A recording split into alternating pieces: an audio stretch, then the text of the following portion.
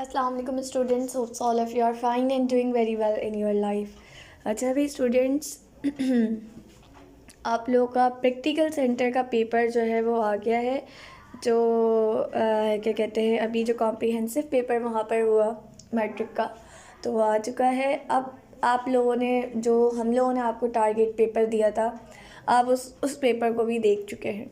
ठीक है, उस पेपर को अपने सामने रखते हुए आप यहाँ से क्वेश्चंस को कंपेयर करिएगा, तो आपको अंदाज़ा होगा कि जो पेपर हमने आपको बहुत पहले दिया था तकरीबन वही क्वेश्चन यहाँ पर भी मौजूद है। ठीक है, हाँ कुछ चीज़ें नहीं होंगी, लेकिन मोस्ट ऑफ द थिंग्स जो है वो मौजूद है। ठीक है, अबाउट 90% जो है वो मैच कर रहा है। अब आप देखते रहिएगा किस तरह से।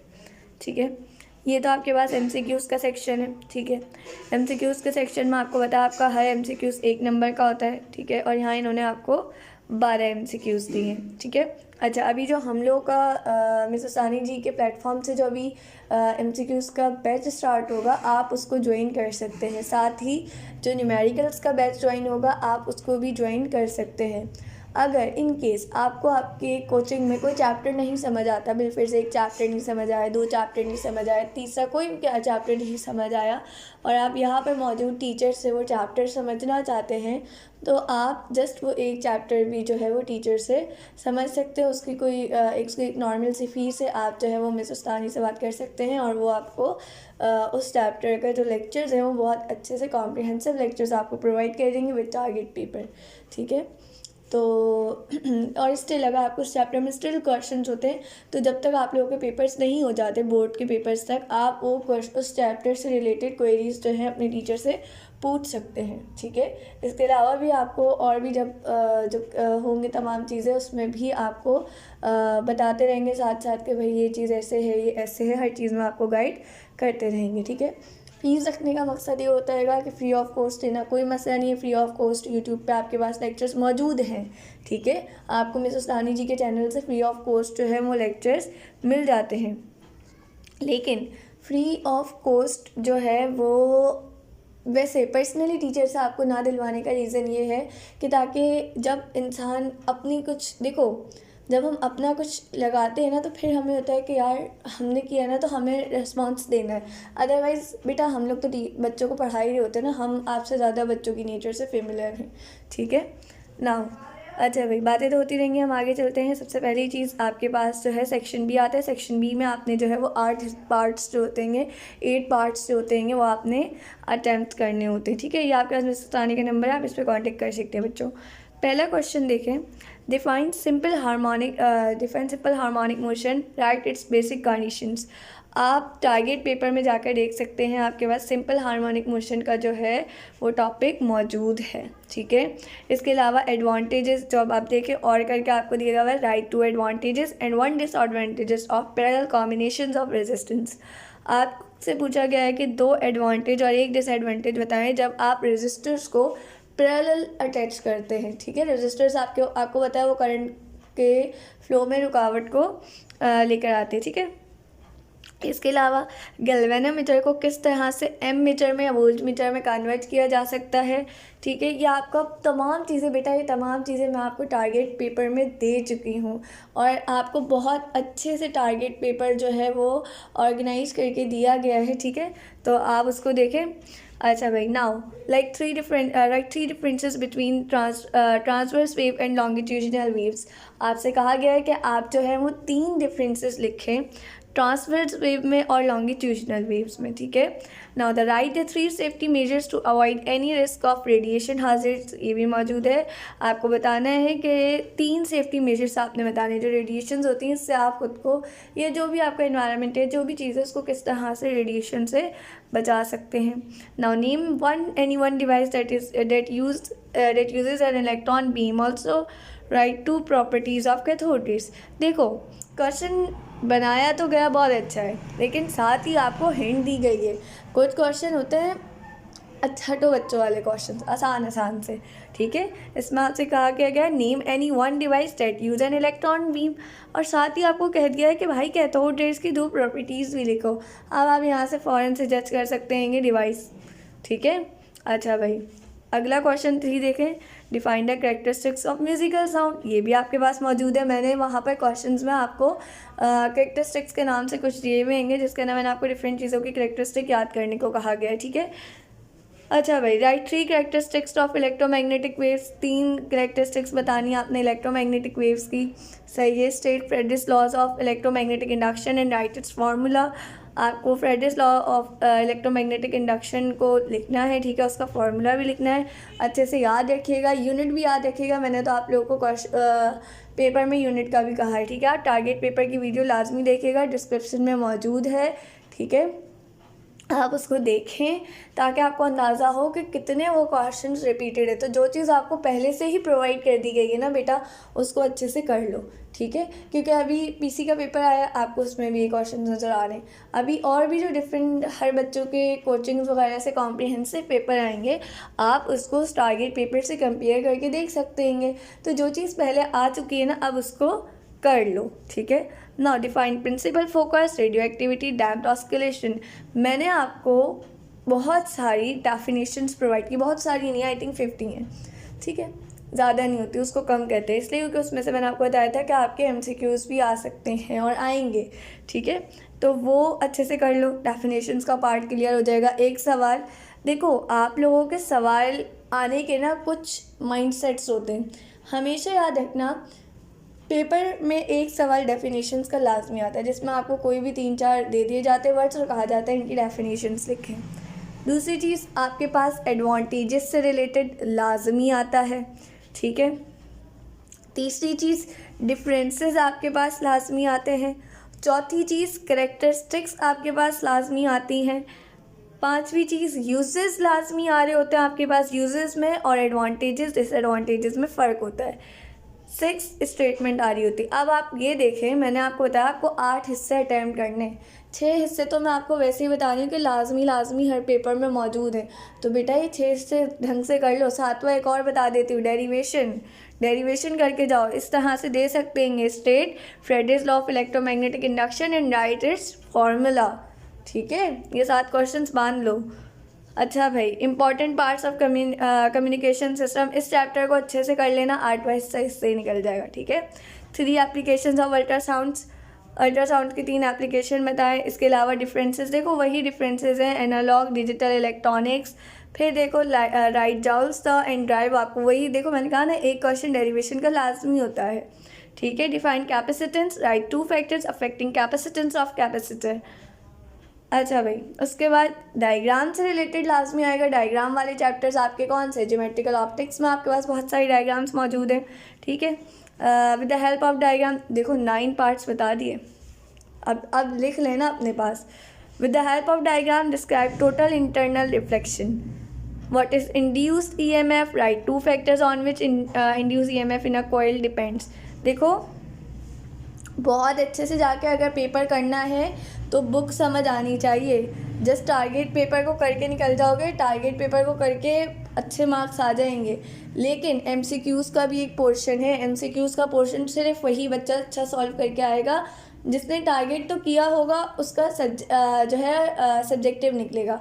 ऑब्जेक्टिव के लिए बेटा आपके जो लेक्चर्स है ना वो अच्छे होने चाहिए, आपकी MCQs की प्रैक्टिस अच्छी होनी चाहिए, आपकी पैसिव लर्निंग नहीं होनी चाहिए, आपकी एक्टिव लर्निंग होनी चाहिए। MCQs के लिए हमेशा एक्टिव लर्निंग की जाती है, और एक्टिव लर्निंग जो है वो अभी जो MCQs बैचेस स्टार्ट होंगे उसमें करवाई जाती है। मैं बहुत सारे MCQs सॉल्व करवाती हूँ, उनको दिमाग में बिठाने का तरीका, और उन MCQs से मैं आप लोगों का ऑब्जेक्टिव तो करवाती हूँ, साथ साथ मैं सब्जेक्टिव भी कवर करवाती हूँ। तो आप लोग MCQs बैच जो है वो ज्वाइन कर सकते हैं मिस अस्तानी से कांटेक्ट करके। अच्छा भाई, हम एक चीज़ भूल गए, मैंने आपको 9 पार्ट्स बताए, 10 पार्ट एक और लिख लो, न्यूमेरिकल्स वो भी आते हैं, ठीक है। अच्छा भाई, how long will it take for 25% of the carbon 14 atoms. Carbon 14 आपके पास कार्बन 12 का आइसोटोप है, ठीक है। आज आपको ये न्यूमेरिकल बेस्ड क्वेश्चन दिया गया है। ये न्यूमेरिकल तभी आप अच्छे से सॉल्व कर सकते हैं जब आप घर से न्यूमेरिकल की ढंग से प्रैक्टिस करके गए होंगे। नाउ हाउ लॉन्ग, हाँ अगला देखें, I square loop of fire of side 2 centimetre carries 2 ampere of current, a uniform magnetic field of magnitude 0.7 Tesla makes an angle of 30 degree with the plane of the loop. What is the magnitude of torque on the loop? बेटा बहुत आसान question है, लेकिन आप लोग क्या करते हैं, आप लोग जाके ऐसे ही करके आ जाते हैं। बेटा ऐसे नहीं सॉल्व करना होता है। न्यूमेरिकल को सॉल्व करने के कुछ तरीके होते हैं। सबसे पहले न्यूमेरिकल का आपको बनाना होता है डेटा। सबसे पहली चीज़ आपके पास न्यूमेरिकल का क्या आपको बनाना होता है, डेटा। दूसरी चीज़ जो आपको न्यूमेरिकल की बनानी होती है वो आपके पास होता है रिक्वायर। ठीक है, आज तो भाई मेरा पेन बहुत अच्छा चल रहा है, खाते पीते घर आने का पेन लग रहा है मेरा। एक्सरसाइज थोड़ा सा सेट कर लेते हैं, वरना फिर लिखने में मसला होगा। अच्छा भाई, पहली चीज़ मैंने आपको बताया, आपको न्यूमेरिकल्स में डेटा लिखना चाहिए। ठीक है, दूसरी चीज़ क्या क्या क्या उसने आपसे कहा है, उसको क्या रिक्वायर क्या है। तीसरी चीज़, जब आपने डेटा और रिक्वायरमेंट्स को देखा तो आप फॉर्मूला लिख दें, ताकि अगर चेकर जो है वो जल्दबाजी में आपका सोल्यूशन नहीं देखता ना, वो आपका फार्मूला ही देख लेगा ना, वो समझ जाएगा इस बच्चे को पता है। बाज़ चेकर सिर्फ आंसर देखते हैं, बाज़ चेकर स्टार्ट के स्टेप से फार्मूला देखते हैं, बाज़ चेकर जो है वो रिक्वायरमेंट डेटा से, ज़्यादातर जो है वो फार्मूला और आंसर से अंदाज़ा कर लेते हैं बच्चा कैसा लिख रहेगा। ठीक है, डेटा, रिक्वायर, फार्मूला, उसके बाद जो भी क्वेश्चन है ना उससे रिलेटेड डायग्राम बनाने की कोशिश करें। आसान होती है, डायग्राम बनाना मुश्किल नहीं होता है। जब आप मेरी एमसीक्यूज़ बैचेस की क्लासेस लेंगे, आप प्रीवियस एमसीक्यू न्यूमेरिकल्स जो हैं वो देखेंगे तो आप देख लेंगे मैंने किस तरह से बताया है कि क्वेश्चन को सॉल्व कैसे किया जाता है। मैं भी इसमें भी थोड़ा सा आइडिया दे देती हूँ आप लोगों को।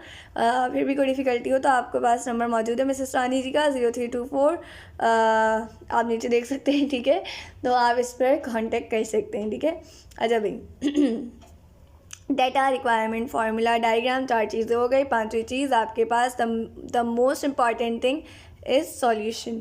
आप फिर उसका सॉल्यूशन लिखते हैं, देन आपका जो भी आंसर आता है आप उसको बॉक्स में बंद कर देते हैं। एंड द 6th थिंग जो है वो आप उस आंसर को अपने पास एज अ रिज़ल्ट जो है ना वहाँ पे एक और हेडिंग डाल के लिखते हैं। आप ये चीज़ कर लें और अपना न्यूमेरिकल सही से अटैम्प्ट करके आएँ, आपको फुल मार्क्स मिलेंगे। ठीक है, आप जब भी न्यूमेरिकल सॉल्व करने लगे सबसे पहले आप देखें आपको सवाल में क्या दिया गया। जैसे यहाँ पे कहा गया आई स्क्वायर लूप ऑफ वायर, यानी कि स्क्वायर है। ठीक है, लूप ऑफ वायर यानी कि ये लूप है और इसके ऊपर जो है ये इस तरह से वायर्स जो हैं वो लिपटी हुई हैं।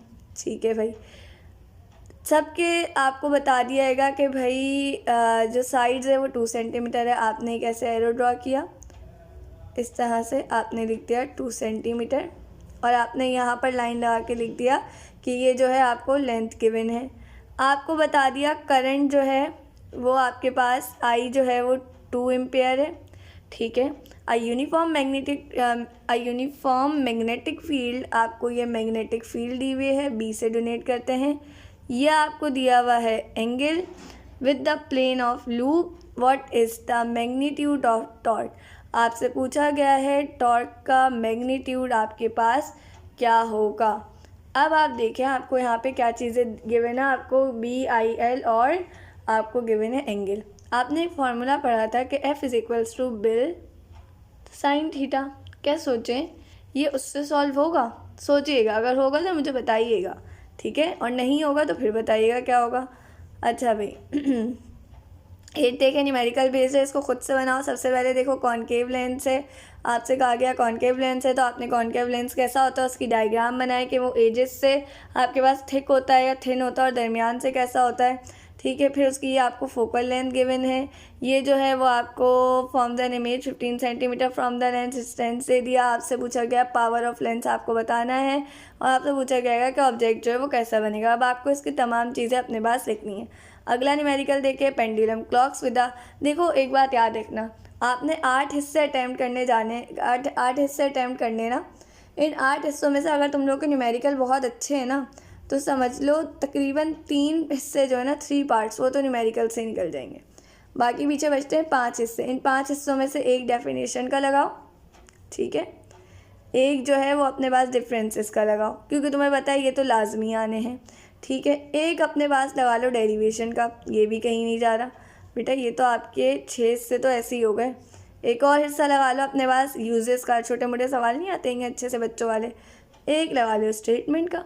हाँ भाई, हो गया पेपर आसान। अब अपना टारगेट बनाओ। टारगेट कैसे बनता है भाई? सबसे पहले मैंने एनी हाउ 1 हफ्ते के अंदर पूरे बुक के न्यूमेरिकल्स की अच्छे से प्रैक्टिस कर ली भाई। मेरे 3 हिस्से कट ख़त्म। अब मैंने बुक के अंदर मौजूद तमाम इम्पॉर्टेंट डेफिनेशंस को याद कर लेना है, कर लिया, ख़त्म। अब मैं डिफरेंसेस याद करूँगा, मैंने डिफरेंसेस कर लिए, ख़त्म। अब मैं इम्पॉर्टेंट डेरिवेशन की प्रैक्टिस करूँगा, देन स्टेटमेंट, फिर यूजेस। मेरे पास अब भी टाइम है और मेरे पास दिमाग भी मौजूद है। अब मैं ऐसा करता हूँ, मैं कोई और एक्स्ट्रा चीज़ याद कर लेता हूँ ताकि इनकेस अगर मुझे कोई न्यूमेरिकल नहीं आता तो मैं वो अटेम्प्ट कर लूँ। और ये लाजमी करना, छोड़ के मत आना, ठीक है। ये देखो, ये आपके पास न्यूमेरिकल्स के जो हैं, अगर आप इसके अकॉर्डिंग देखो तो न्यूमेरिकल के हो सकता है आपके पास 3 हिस्से हों, हो सकता है 50-50 सिस्टम हो। मेरा तो ख्याल है 50-50 होगा, यानी कि 8 पार्ट्स में से आपके पास 4 पार्ट्स जो होंगे वो न्यूमेरिकल्स के होंगे और बाकी 4 पार्ट्स जो हैं वो आपके पास सिंपल थ्योरेटिकल आएंगे, जिसमें से एक डेफिनेशन होगा, एक डिफरेंसेस होगा और क्या कहते हैं, एक डेरिवेशन का होगा और एक ये कैरेक्टरिस्टिक यूजेस के। बेटा बहुत आसान पेपर होता है, मैं आप लोगों को सही बता रही हूँ, पेपर बहुत आसान होता है। बच्चा फंसता कहाँ है, जहाँ उसको सवाल का ना पता नहीं होता कि यार हमारे जो क्वेश्चंस आएंगे बोर्ड में उनकी डिवीज़न क्या है, यानी कि हर चैप्टर, कौन सा चैप्टर कितना % इम्पॉर्टेंट है, किस चैप्टर से कितने क्वेश्चंस आते हैं, किससे MCQs आते हैं, किससे न्यूमेरिकल। ये सारी चीज़ें तब आती है जब आप लेक्चर लेते हैं, ठीक है। तो ट्राई कि अपने लेक्चर्स अच्छे करें। मैं ये नहीं कह रही कि आप हमसे लें, जो भी आपको अच्छा टीचर मिलता है आप उससे जो है वो लेक्चर्स लें, ठीक है। अच्छा भाई, उसके बाद आता है आपके पास सेक्शन सी। सेक्शन सी में है आपके पास व्हाट इज़ सिंपल पेंडुलम। ठीक है, सिंपल पेंडुलम क्या है आपको बताना है कि सिंपल पेंडुलम की मोशन क्या होती है, सिंपल हार्मोनिक। अच्छा देखिए, एक और चीज़ मैं आप लोग को बता दूँ, ये जो न्यूमेरिकल्स है ना बेटा, मैंने ये तमाम चीज़ें ना आपको ना वहाँ पर टारगेट पेपर में दिए हुए हैं टॉपिक्स बता के कि कौन से इंपॉर्टेंट है, उनके न्यूमेरिकल्स कर लें, तो उसको देख लेना, ठीक है। अच्छा भाई, व्हाट इज़ ट्रांसफार्मर। ट्रांसफार्मर क्या होता है, उसका प्रिंसिपल क्या होता है, उसका एक्सप्लेन करो। Describe with the help of रे diagrams the formation of image by a concave mirror. मैंने अभी बताया था, ये सवाल इंपॉर्टेंट है, इसको कर लो, ये हर साल लॉन्ग में लाजमी आता है। एक लॉन्ग तो आपका इसमें से निकल जाएगा, इस चैप्टर से। बाकी 2 लॉन्ग आपको, जाहिर सी बात है, लॉन्ग जो है वो आपको अटेम्प्ट करने होंगे 2, ठीक है। हर लॉन्ग का पार्ट जो होता है वो ए बी होता है, ठीक है। तो ये ऑप्टिक्स वाला चैप्टर लाजमी करके जाना, ट्रांसफार्मर वाला चैप्टर लाजमी निपटा के जाना, कूलम्स लॉ वाला लाजमी करके जाना, करंट इलेक्ट्रिसिटी, जो इलेक्ट्रिसिटी वाले चैप्टर है ना, मैग्नेटिक, इलेक्ट्रॉन वगैरह, इनकी ये लाजमी करना, ठीक है। कूलम्स लॉ, उसकी equation, explain the alpha scattering experiment of atomic model, what is electric motor, ये लाजमी कर लेना। एक आधा ऐसा सवाल लाजमी आता है जिसके अंदर आपको जो है कोई भी मोटर दे दी जाती है, कोई भी क्वेश्चन ऐसा दिया जाता है इसमें आपसे उसकी कंस्ट्रक्शन और वर्किंग पूछी जाती है। फिर आता है with the help of diagram prove the sound waves are mechanical waves, state Ohm's law. फिर देखे, वही मैंने आपको बताया, कंस्ट्रक्शन और वर्किंग आपसे CRO की पूछ दी गई है। With the help of ray diagram describe the construction and working of compound microscope. With the help of ray diagram discuss the defects of vision and their correction. बताया है ना अभी कि ये चैप्टर लाजमी हिस्सा आएगा। मेन कंपोनेंट्स ऑफ CBIS, ये नया चैप्टर है, इसको कर लो, एक लॉन्ग इस चैप्टर से निकल जाएगा, ठीक है। अच्छा, अब इसका ये मतलब नहीं कि अल्लाह अल्लाह बस यही करके चले गए और इसके बाद आके बोलो मैं हम तो ये करके गए था, आपने तो कहा था। बेटा कुछ भी हो सकता है, ठीक है। तो अच्छा काम होता है कि टारगेट पेपर को ढंग से करो और लेक्चर्स अच्छे से लो, अपने न्यूमेरिकल्स पे अच्छे से बेस बनाओ, अपने MCQs अच्छे से करो, नंबर कहीं नहीं जाएंगे। जिसके न्यूमेरिकल और MCQs में अच्छे नंबर है उसका ओवरऑल फिजिक्स अच्छा हो जाएगा। जिसने यहाँ मार खाई वो बेटा हर जगह मार खाएगा, घर में भी खाएगा, बाहर भी खाएगा, हर जगह खाएगा, ठीक है भाई। What is nuclear transformation, what are the nuclear changes in parent nucleus when it decays, an alpha particle, positive beta particle, negative beta particle. अब भाई पॉजिटिव बीटा नेगेटिव बीटा कैसा होता है बताना ज़रा कमेंट बॉक्स में, मैं देखती हूँ तुम लोग की नॉलेज कहाँ पर जा रही है, ठीक है। अच्छा भाई, स्टेट लेंस लॉ, या आपके पास लेंस लॉ का आ गया, उसके बाद रजिस्टर्स का आ गया आपके पास।